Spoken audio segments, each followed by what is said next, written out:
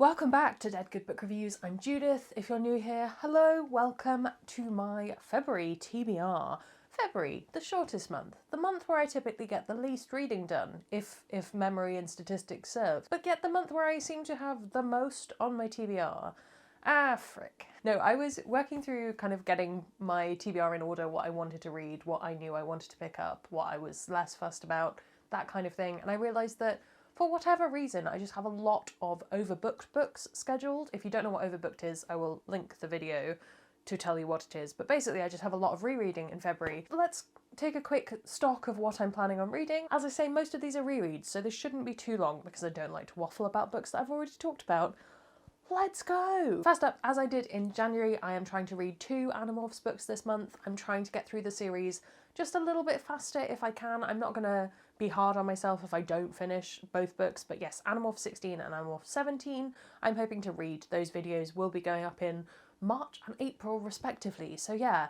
This is a month of reading ahead. I think I just really want to get to the halfway point. That's my goal. That was my goal for 2020 and I just did not achieve it, even in the slightest. So if I can get there a little bit quicker in 2021, I'll be happy. Okay, now we're on to overbooked things. So I am reading every book on my shelf and I have reached, I don't know if you'll be able to tell, let me put my, no, it's just out of frame, just here. I have a big old gap because I am reading a bunch of this stuff for series 1, 2, 3 of Overbooked. Series 2 is not even started yet, but I'm reading series 3.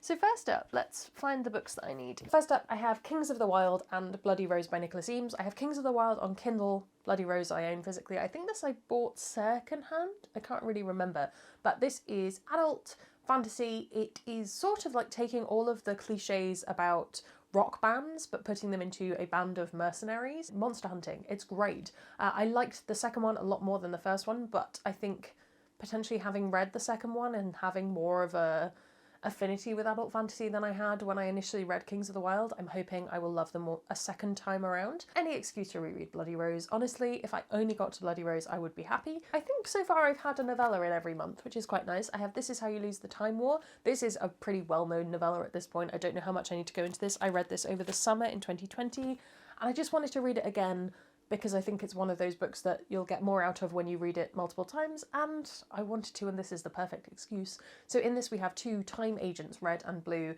who are basically writing each other letters across time and into the future and across space and all of the above. Gradually they kind of fall out of conflict and into something else, and it's really beautiful, it's fantastically done, and I just really wanted to read it again, and I'm excited to get to do so. They're quite pleasing together. Nice bit of blue. Speaking of blue, I'm rereading the Cerulean. Now, this one I don't think I'm going to enjoy. Like, I just know that I'm not. I'm not the same person as I was when I bought this book. It's one of a few exceptions that I've hung on to despite knowing that rereading it will not be the best experience, and it's because I absolutely love the cover. I don't know what to tell you. It is pleasing to my eye, and I have hung on to it for that reason. So because Overbooked is such that I review every single book on my shelf, I will have to review this and just be like, look guys, it's a nice cover. The book just keeps talking about how hot one of the main characters is. That's my lasting memory. Can't remember anything else. Vague memory of alien falling to Earth, being kidnapped, but mostly I just remember it being like, Luke was very hot. Luke was very, very warm. What a warm man he was. Also attractive, but mostly warm in a hot way. This is one of the last YA books I think I've bought that was a bit of a punt. Like most YA I will read because it comes highly recommended. I didn't know anyone else who had read this. I just liked the cover. What can I say? This is the thing, Overbooked makes me read all the YA on my shelves, so I have another one. I have We Hunt the Flame. I know the sequel to this has just come out. I'm potentially going to buy the sequel with some birthday money / a book voucher that I have left over from Christmas. I haven't quite decided, so partly I'm rereading it to go, yes, I definitely do want to keep going with that, or maybe I've outgrown the series. I don't know. Oh yes, hunting, yes. As you can tell, I read this and I was very aware of what I was reading and definitely retained all of the information. No, this definitely deserves a reread. I will tell you more about it when I've reread it and got my head back around it. More blue. Just a lot of blue covers this month. Another YA book where the sequel has already come out. This is Shadow Sent by PM Freestone. This is a book that I bought and read on the same day, and since then I haven't remembered anything because I read it in like a pret-a-manger in London while waiting to go to a theatre thing, I think it might have been the day we went to Hadestown. And yeah, I just read it in one day and then did not retain anything. I think it's like perfume magic or perfume poisoning. A poor village girl with a talent for fragrances to find an antidote. Yeah. So I remember really enjoying it, and I know I'm going to like it again. This isn't like the Cerulean where I'm like, maybe I will not be as forgiving of this. I know I'm going to like this.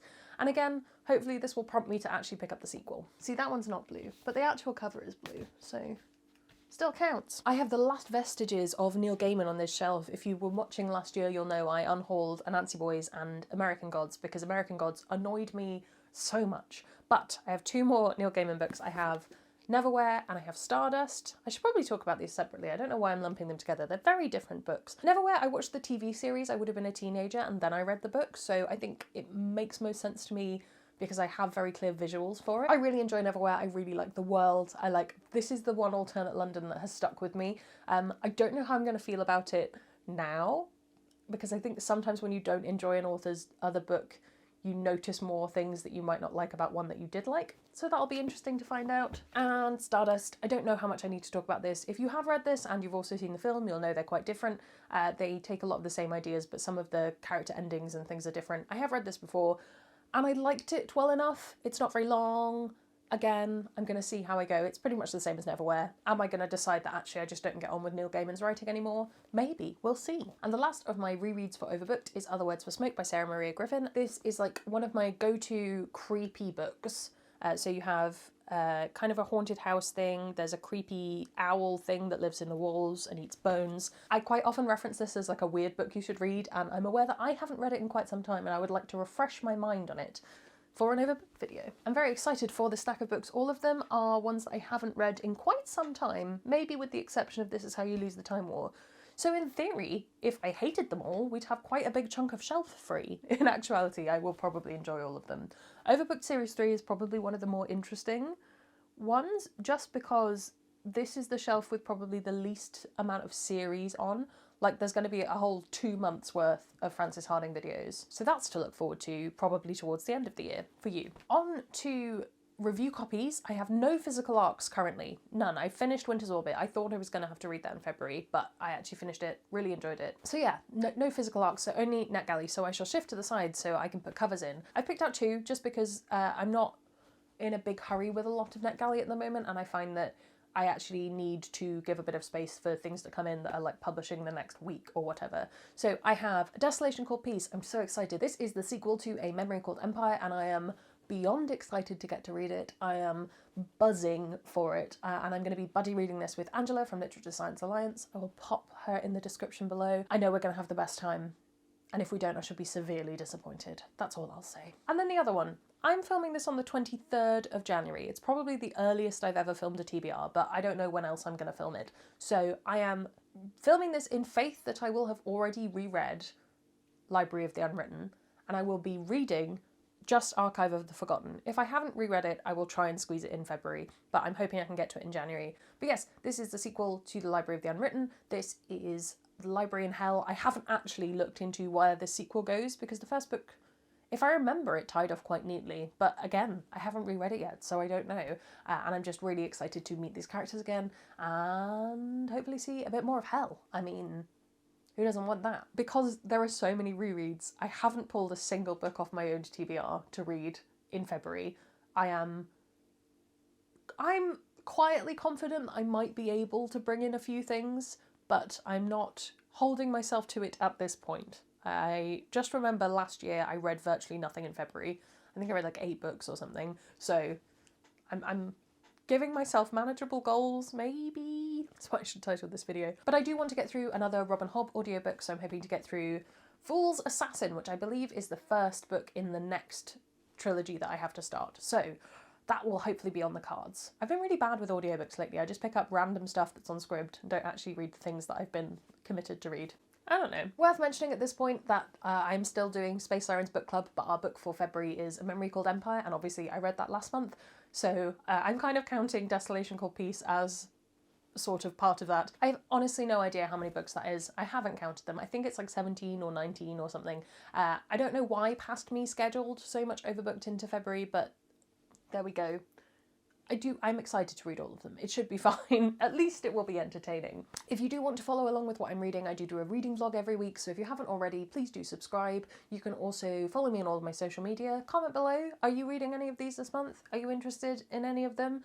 Am I gonna love the Cerulean? Put your predictions in the comments below. That's all from me, and I will see you in the next one.